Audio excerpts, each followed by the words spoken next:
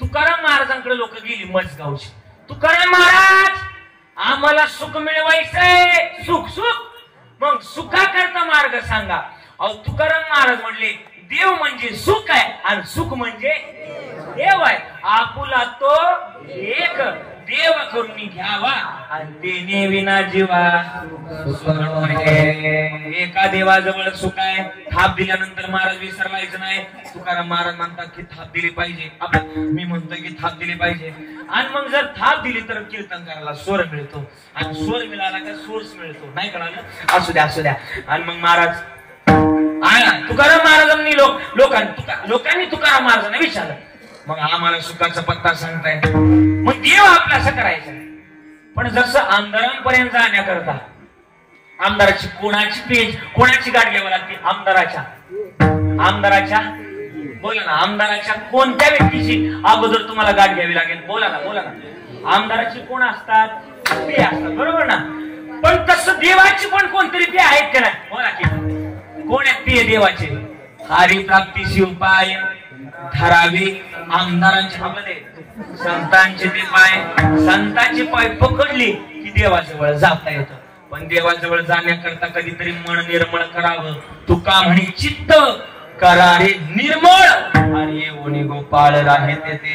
मग आम्हाला देव मिळवायचा आहे ना, आम्ही देवाला मिळवण्याकरता हे निर्मळ करावं आणि देवाजवळ जावं. बर ठीक आहे, देवाजवळ गेलो. पण देवाजवळ जाऊन सुद्धा आम्ही बाबा त्याला जर प्राप्त केलं नाही, विनेकरे बाबा बरं का ना, ऐका, आम्ही जर देवाला प्राप्त केलं नाही तर काय होईल? नाही तरी गेला जन्म व्हायला. आमच्या इकडनं एक लग्न झालं आता नवीन, नाही तर काय होईल याचं उदाहरण आहे. लग्न झालं आणि त्याच्या बायकोचं वजन फक्त 120 किलो होतं. किती होतं? बोला ना. किती होतं? 120 किलो होतं. आणि त्याचं माझ्यासारखं 65 किलो होतं. काय कळालं तुम्हाला? ठसका लागला? पाणी प्या. आहे ना. त्याच्या बायकोचं वजन किती होतं? बोला की. आणि त्याचं माझ्यासारखं 65 किलो होतं. माणसाचं बरं काय आजे आई, माणसाचं वजन असण्याकरता माणसाचं वजन असावं लागतं. परत एकदा सांगतो, वाक्याकडे लक्ष द्या. माणसाचं वजन असण्याकरता बरं का महाराज, माणसाचं वजन असावं लागतं. परत नाही कळालं? अरे माणसाचं वजन असण्याकरता, माणसाचं वजन तर ती आजी डुकल्या खाती तिला उठवतं बघ. झोपू नको, इकडे बघ माझ्याकडं. हा, तू जर झोपली तर मी काय करायची इकडं? ऐक, माणसाचं वजन असण्याकरता माणसाचं वजन बोला की असावं लागतं. इकडे बघा, बडबड करायची नाही. आता माझ्याकडे बघा. त्याच्या बायकोचं वजन किती होतं? आणि त्याचं माझ्यासारखं 65 किलो. ते जर बायकोला काम सांगायला गेलं तर बायको ऐकत नसायची, उलट व्हायचं त्याचं. बायकोनी काम सांगितलं का त्याला ऐकायला लागायचं. आता गावात प्रत्येकाचा एक का वाईना जीवाचा मित्र. बोला की महाराज, बोला की. हे आई बोल की, तुझी काय ना एखादी मैत्रीण, तिकडे बघ ना, तू तिकडे नको माझ्याकडे बघ. तुझी काय ना एखादी मैत्रीण गावात, मज गावात आहे का नाही? अगदी असते. आणि मग त्याचा एक मित्र होता गावात. त्या मित्रानं त्याला इंस्टाग्रामला मेसेज केला, सिस्टीमवाले जेवण झालं ना, पोटभर जेवले ना, आले ना तुम्ही, ओके धन्यवाद.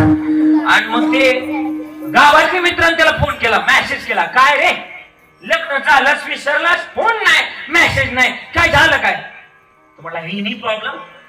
हा म्हटलं no problem, but problem is a big. नाही कळा ना? प्रॉब्लेम मोठा आहे. नाही कळा तुम्हाला? काय शाळा शिकता का? काय शाळेत कशाला जाता रे?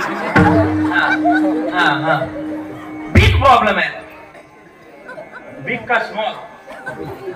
बिग प्रॉब्लेम आहे. ओके चालतंय, हा लक्ष द्या माझ्याकडे. इंग्रजी जास्त कळत नसेल तर माझ्याकडे लक्ष द्यायचं.